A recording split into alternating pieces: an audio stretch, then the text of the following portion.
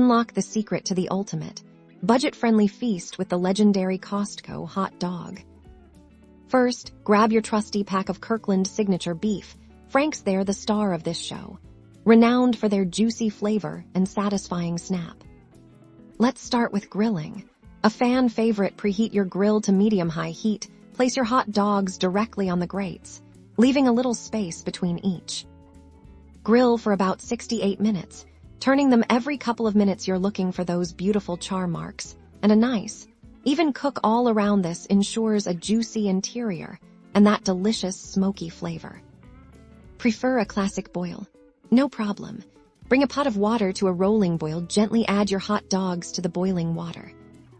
Boil for 57 minutes. This method delivers a tender, classic hot dog experience every time.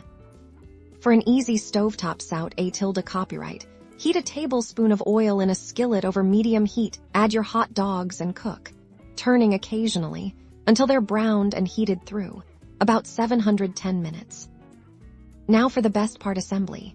Toast your favorite buns to your liking. Load them up with your go-to condiments, ketchup, mustard, relish, onions, or even a dollop of that famous Costco relish.